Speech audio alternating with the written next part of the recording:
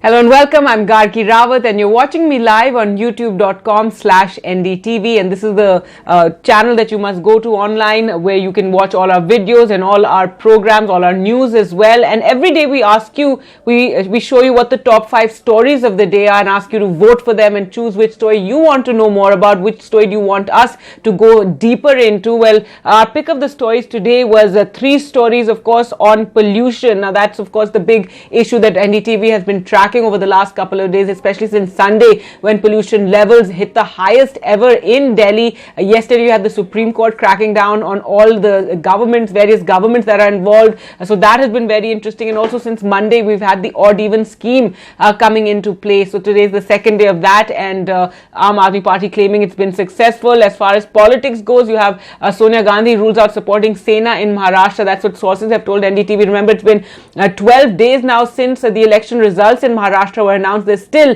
no government in place because the BJP and Shiv Sena are caught up in a tussle.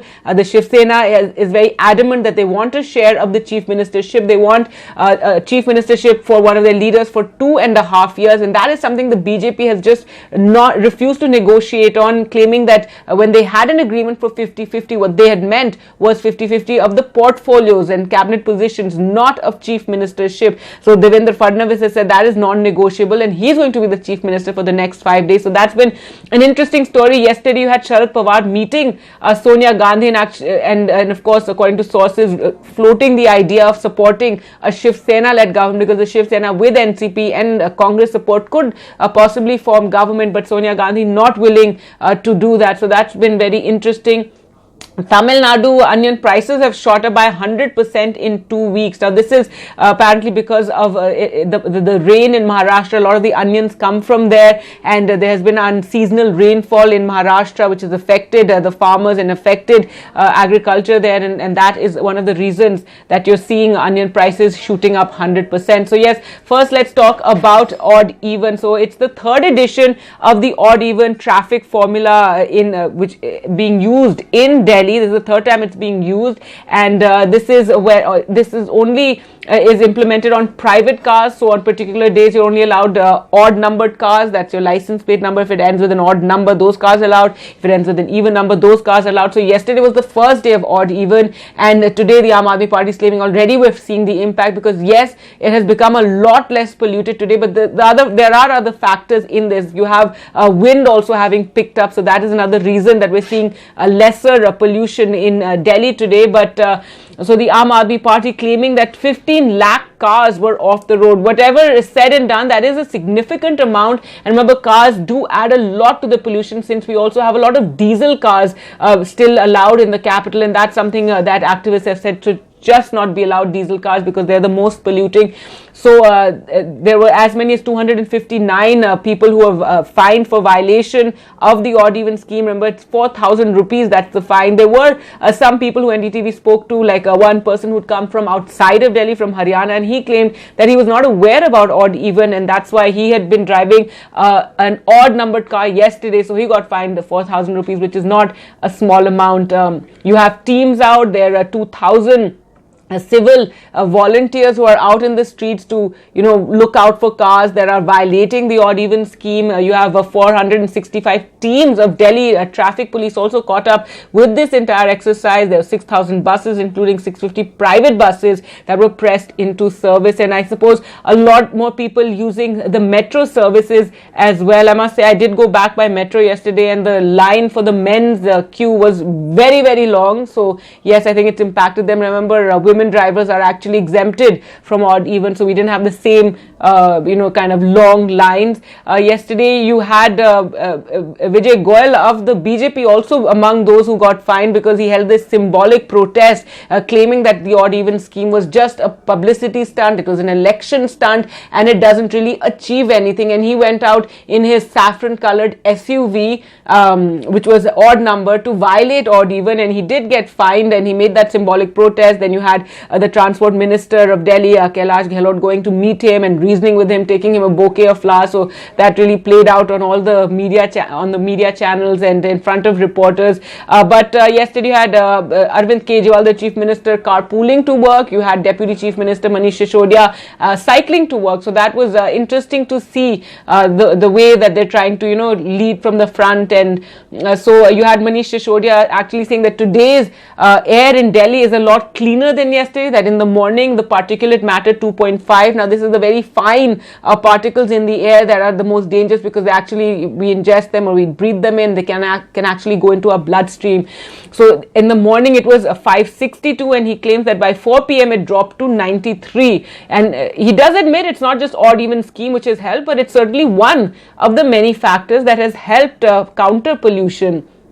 So the Aam Aadmi Party, they're very happy with the odd even scheme and the manner in which it's been implemented. But NDTV has also been reporting about how it's not just a Delhi problem, it's a problem in western UP as well, in many of our other cities. And here's a report by NDTV's Alok Pandey from Lucknow, and UP's capital, where schools are functioning, but a lot of people feeling unwell. You don't realize that you have a headache, you have breathing problems, you have allergies, you don't realize it, but it's all connected to pollution. And even if you're unwell due to any other reason, it gets aggravated because of pollution.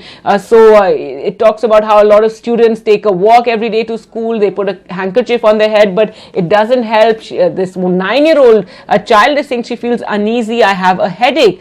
And the father also, he's a security guard, he spends his time outdoors, he's like, it's worse, but we have no option.